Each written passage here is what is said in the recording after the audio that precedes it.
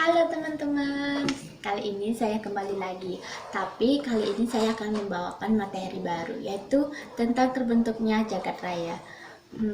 Tahukah kalian bahwa jagat raya atau alam semesta itu merupakan ruang yang tidak terbatas, yang di dalamnya terdiri atas semua materi, termasuk tenaga dan radiasi. Namun jagat raya ini tidak dapat diukur dalam artian batas-batasnya dan tidak dapat diketahui dengan jelas. Galaksi, bintang, matahari, nebula, planet, meteor, asteroid, komet, dan bulan hanyalah sebagian kecil dari materi jagat raya yang dikenal manusia hidup di bumi. Namun, akan tetapi, secara lebih mendalam, semua yang ada di jagat raya ini masih merupakan rahasia yang sama sekali belum terungkap. Nah, hal ini antara lain disebabkan karena tingkat ilmu pengetahuan dan teknologi yang dimiliki manusia dalam mengungkapkan rahasia alam itu masih sangat terbatas.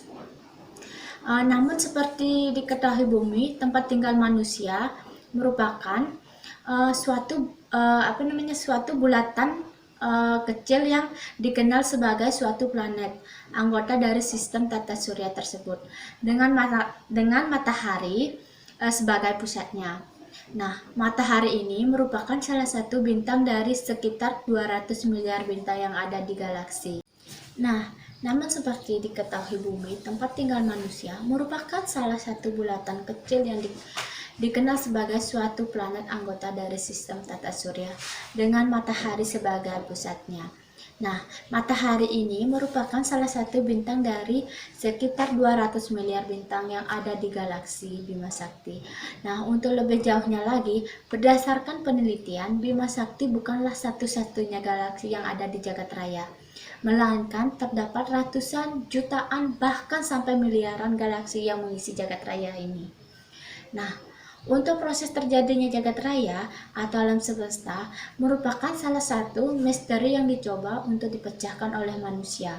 Namun, rahasia mengenai bagaimana terbentuknya asal mula jagat raya ini telah melahirkan asumsi dan teori yang dikemukakan oleh para ahli. Nah, adapun berikut teori-teori yang menjelaskan proses pembentukan jagat raya.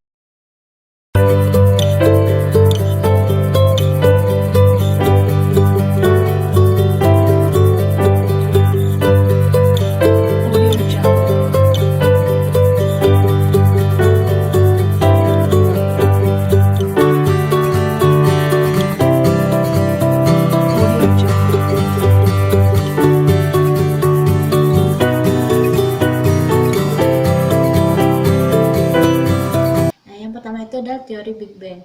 Teori Big Bang ini pertama kali ditemukan oleh A.B. Georges. Ini adalah seorang kosmolog asal Belgia, yaitu pada tahun 1920-an. Menurut beliau, alam semesta ini mulanya berasal dari gumpalan superatom yang terbentuk bola api kecil dengan ukuran yang sangat kecil. Nah, gumpalan itu semakin lama semakin memadat dan memanas, kemudian meledak dan memuntahkan seluruh isi dari alam semesta. Nah, Big Bang ini melepaskan sejumlah besar energi di alam semesta yang kemudian membentuk seluruh materi alam semesta dan berkembang hingga menjadi bentuk yang sekarang ini dan akan terus-menerus berkembang. Kemudian, atom hidrogen ini terbentuk bersamaan saat energi Big Bang meluas keluar. Atom hidrogen tersebut terus bertambah banyak dan berkumpul membentuk debu dan awan hidrogen, atau biasanya disebut dengan nebula.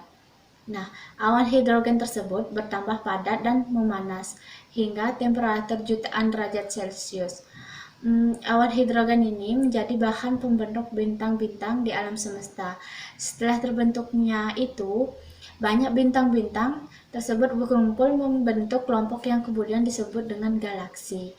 Nah, dari galaksi sinilah lahir miliaran tata surya. Salah satunya adalah yang kita tinggalin saat ini, yaitu bumi.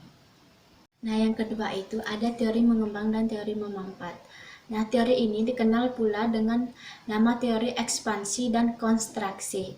Menurut teori ini, jagat raya terbentuk karena adanya suatu siklus materi yang diawali dengan masa ekspansi atau dengan pengembangan yang disebabkan oleh adanya reaksi inti hidrogen.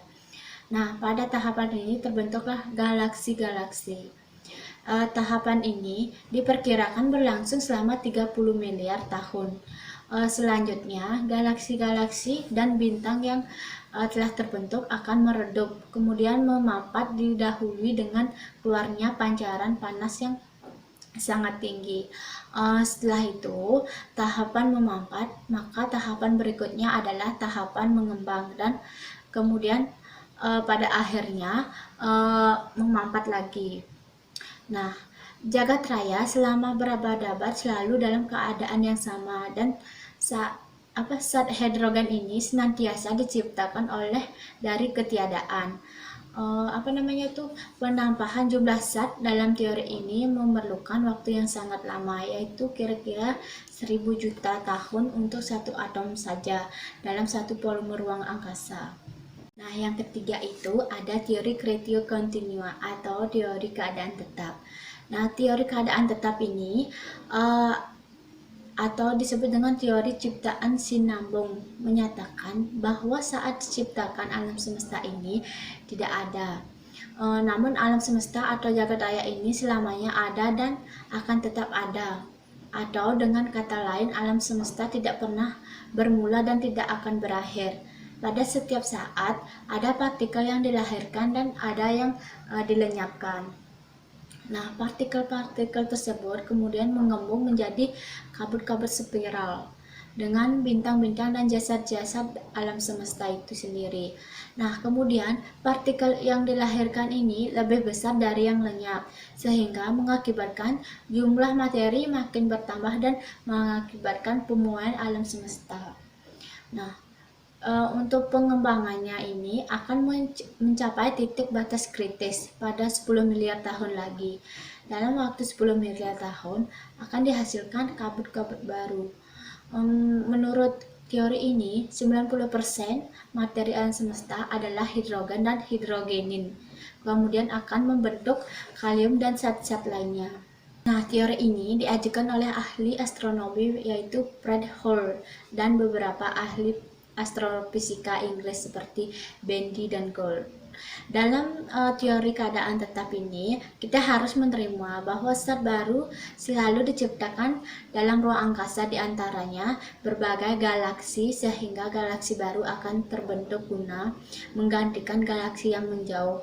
Orang sepakat bahwa zat yang merupakan asal mula bintang dan galaksi tersebut adalah hidrogen.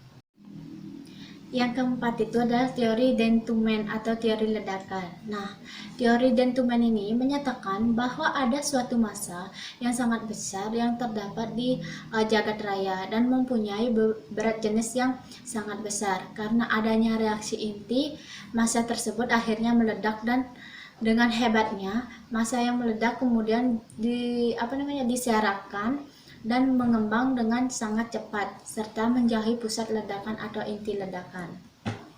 Nah, setelah berjuta-juta tahun, massa yang berserakan membentuk kelompok-kelompok dengan berat jenis yang relatif lebih kecil dari massa semula.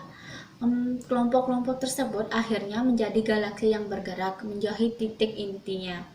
Nah, teori ini didukung oleh adanya kenyataan bahwa galaksi-galaksi tersebut selalu bergerak menjauhi intinya. Oke, baiklah. Sekian pemaparan saya tentang teori-teori terbentuknya jagat raya. Menurut kalian, yang mana sih yang lebih mendekati kebenaran tentang terbentuknya jagat raya? Kalau kalian sudah tahu, kalian bisa komen di bawah. Oke, sekian presentasi dari saya ucapkan selamat sore, dadah.